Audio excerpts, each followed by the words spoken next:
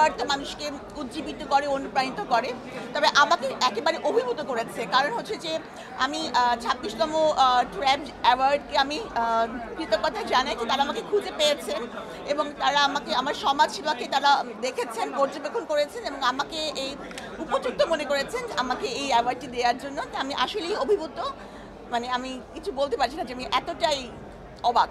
সবচেয়ে বড় পরিচয় হচ্ছে আমি বন্দিনী। এবারও মেলায় আমার বন্দিনী দ্বিতীয় খণ্ড এসেছে, আর এসেছে অবেলায় বেলা, আরেকটি উপন্যাস আমার এখনও প্রকাশের অপেক্ষায় আছে। তো এই জন্যে আমার পরিচয়টাই আমার হাতে আমি বহন করছি। লাল হচ্ছে আমার পছন্দের রং, আমার প্রিয় রং লাল।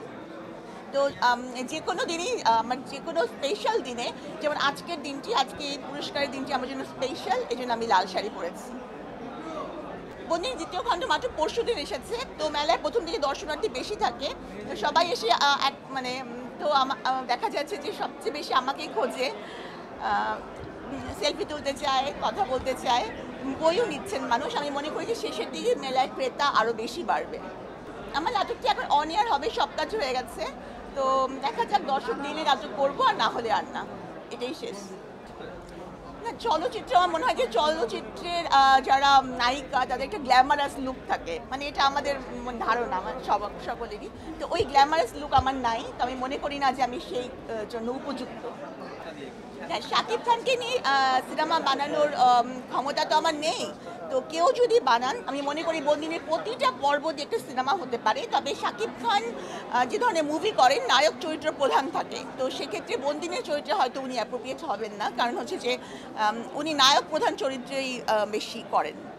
আমার মনে হয় নিজেকে দেখে নিজের সম্পর্কে একটা সেলফ অ্যাসেসমেন্ট থাকে না, আমি একটা খুব সাধারণ মানুষ, এবার লুকটাও সাধারণ। আমার মনে হয় যে ওই গ্ল্যামারটা যেটা বড় পর্দায় নায়িকাদের কাছ থেকে মানুষ দর্শক আশা করে, সেটা আমার মধ্যে নাই। না, মন্তব্য পাইনি, কারণ আমি তো বড় পর্দায় অভিনয়ই করিনি, তাহলে মন্তব্য পাওয়ার তো আর কোনো প্রশ্ন ওঠে না। আজকে আমি সমাজ সেবায় অ্যাওয়ার্ড পেয়েছি এবং আমি মানে আমার যে কাজটা, বন্দিনীদেরকে নিয়ে আমি কাজ করি, এটা বেশিরভাগই নেপথ্যে করতে হয়, কারণ বন্দিনীরা বেশিরভাগ সময় কিন্তু ক্যামেরার সামনে আসতে চান না, তারা হচ্ছে গিয়ে ফোকাসে আসতে চান না সামাজিক কারণে, যাতে আরও বেশি হিউমিলিয়েশনের শিকার না হতে হয়। তো আমার বেশিরভাগ কাজই হয় নেপথ্যে। তারপরেও যে তারা আমাকে খুঁজে বার করেছেন এই কাজটির জন্য, বন্দিনীদের সাথে কাজ করছি, তো এটার জন্য আমি কৃতজ্ঞ।